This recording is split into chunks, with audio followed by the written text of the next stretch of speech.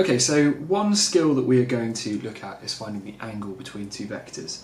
So here I have a vector I plus 3j, and I have this other vector 2j plus 5k.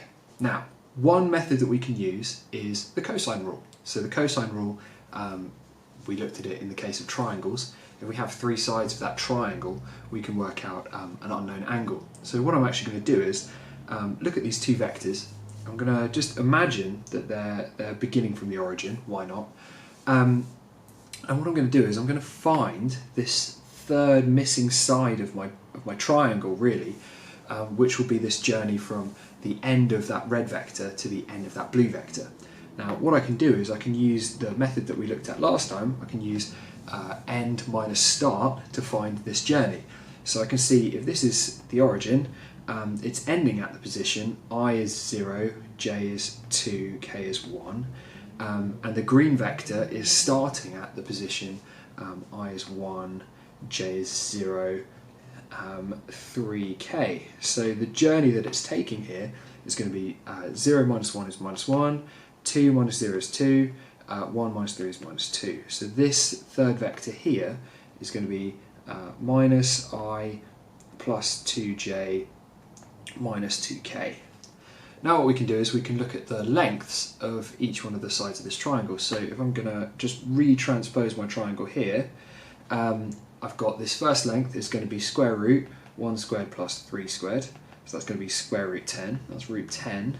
This one here is going to be square root, this green side is going to be square root 1 squared plus 2 squared plus 2 squared. So that's going to be square root 1 plus 4 plus 4, square root 9, root 9. So we'll just call that 3.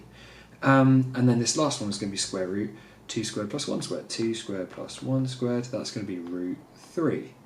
Now we can use our cosine rule. So with our cosine rule, what we do is we label up our sides. That could be side A because we're looking for this angle. We'll call that angle A, excuse me. That's little a, that's this side. It doesn't really matter which other ways we label it. That would be B and B, and this can be C and C. And then we have the above relationship. So I have cos A equals B squared plus C squared minus A squared over 2BC. So I have that cos A, cosine of this unknown angle, equals B squared, which is root 3 squared, which is just 3, plus C squared, which is root 10 squared, which is just 10, minus A squared minus 3 squared over 2 times B, which is root 3, times by C, which is square root 10. And then I could go arc cos and get that angle. Now, there's actually a much faster method than this, which is using something called the dot product. Now, the dot product isn't officially on the A level, but it's so useful and it's so quick to do that I believe it's the best way forward. So this is how I find the dot product. The dot product, we're not even going to worry about what it is or where it comes from or whatever, we're just going to do it. So the dot product, I put my two vectors next to each other. Here I have two random vectors. And what I do is I go along the rows and I multiply what's along the rows. So here I have 2 times 5. And what I do is I sum up each one of these products. So 2 times 5 plus minus 1 times 2 plus minus 3 times 2. So it's a simple process. You multiply along the rows, you add them up. We can actually get the angle between two vectors in the following way. The cosine of the angle between two vectors will be the dot product divided by the magnitude of each. So let's have a look at this. Find the angle between I plus 3k and 2j plus 5k. Okay, so I have 1, 0, 3, that's my first vector, and I'm going to take the dot product with that and the second vector, which is going to be 0, 2, 5. So what I'm doing is I'm looking along the rows, so I'm doing 1 times 0, 1 times 0, plus 0 times 2, plus 3 times 5. So that equals 15. So if I call this A and I call this B, then A dot B equals 15. And then I need to find the magnitude of A and the magnitude of B. Magnitude of B. So the magnitude of A will be square root 1 squared plus 3 squared. So that would be square root 10. We kind of already found these, so we're repeating ourselves a little bit. And then B will be square root 2 squared plus 5 squared. 2 squared would be 4, 5 squared would be 25, so that would be root 29. So then I can just put that straight into the formula. I know the cos theta of the angle between them is going to be the dot product, which is 15, divided by the two magnitudes. So that would be root 10 times by root 29. So that's much quicker.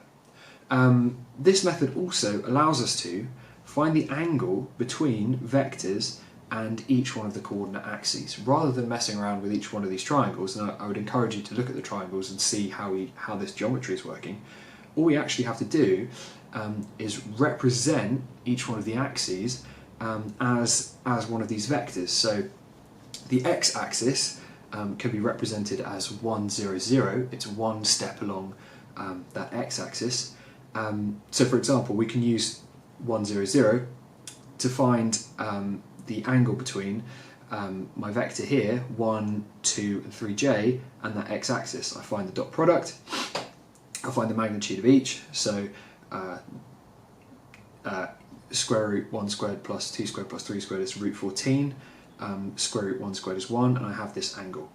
I could also do it just as easily with each one of the other axes. So if I wanted to look at the angle between my vector and the y-axis, I would take the dot product of 1, 2, 3 and one step along the y-axis there.